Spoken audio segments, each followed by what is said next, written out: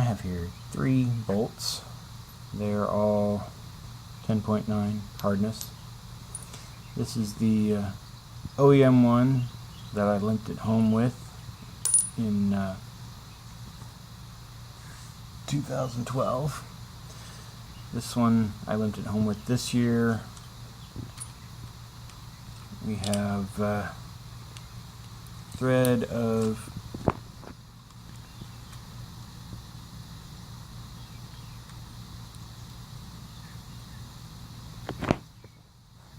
1.56 on that one. That was what the parts store guy had, the longest that he had.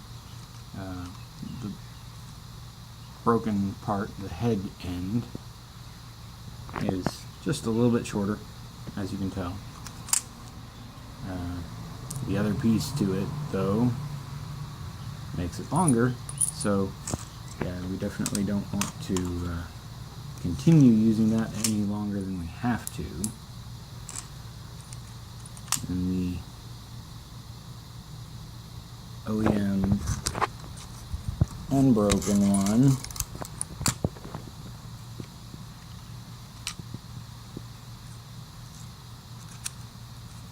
comes to 1.8 approximately. It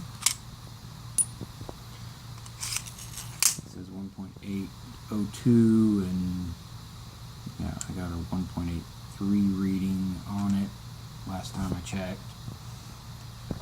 I've tried several times recording videos, and yeah, loud traffic kind of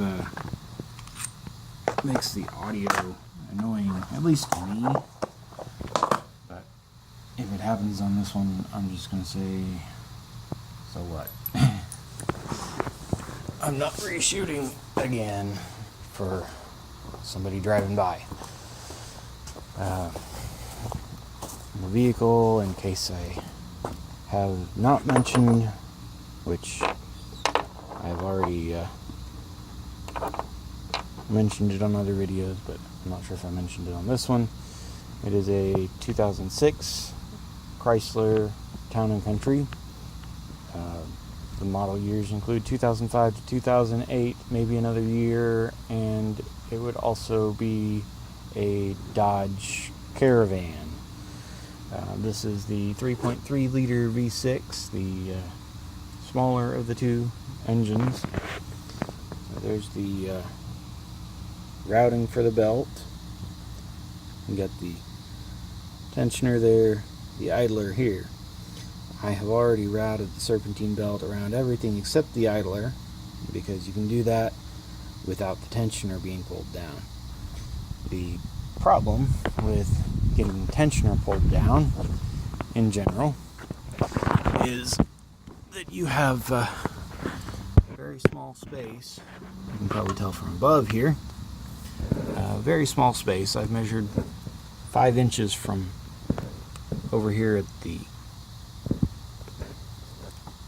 housing that the alternator bolts to the frame.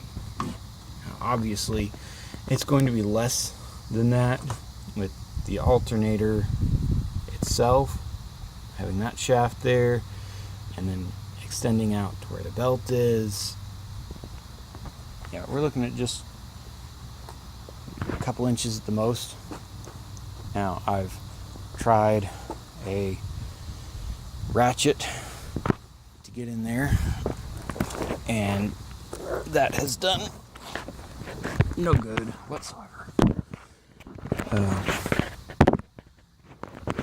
It's a 1/2 inch square in here, so you would need to have a 1/2 inch drive, and even my 1/2 inch breakover I couldn't fit in. So other times when I've adjusted the tension, the parts stores have been open, and I've been able to borrow the tensioner tool, which, depending on exactly where they have cut the square in that first bar, it can be it can be just a little bit inconvenient, or so inconvenient that you just can hardly use the thing. And yeah, I've borrowed both. But this time, when I had evaluated everything, found out that one had gone AWOL and the other two were sheared, had to limp it home with one bolt holding it. And by the time that I got everything to the point where I knew I could only get one bolt, you know, it was almost closing time when this happened at the parts store. And I tried drilling, you know, see if I can drill and get an easy out in there and back the bolt out. Just couldn't do it in the parts store parking lot. So put one bolt in, limped it home, all that. Well, it was about 2 a.m. instead of parts store closed at 11 p.m.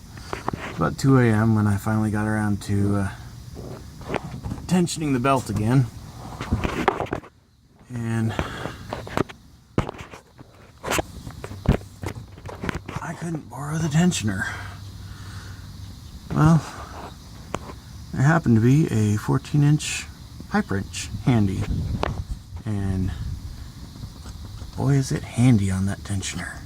Just like that. So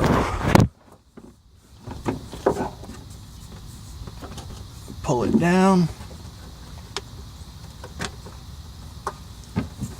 grab that belt, slip it down over the idler,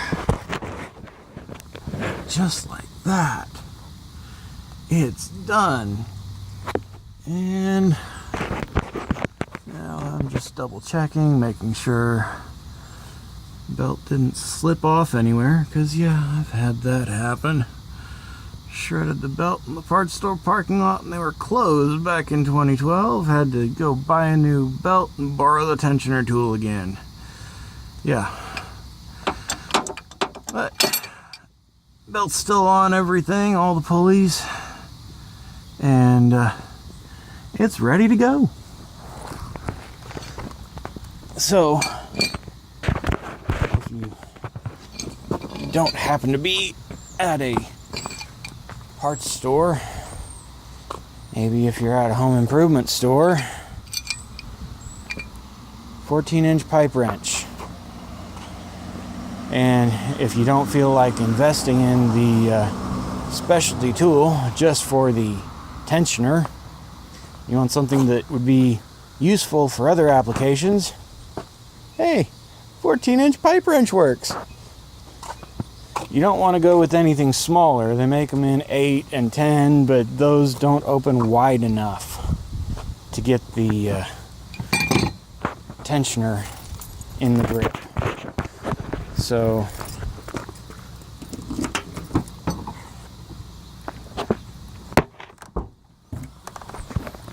go with the 14. Going with the 18's a bit overkill and may impede your ability to move that tensioner. 14 is perfect for it. I just wanted to share that with anyone who might be having difficulties with the same kind of thing. I know I was sure fed up with the tensioner tools, having to borrow them every time that I needed to get the belt off or on. And 14-inch pipe wrench works so much quicker.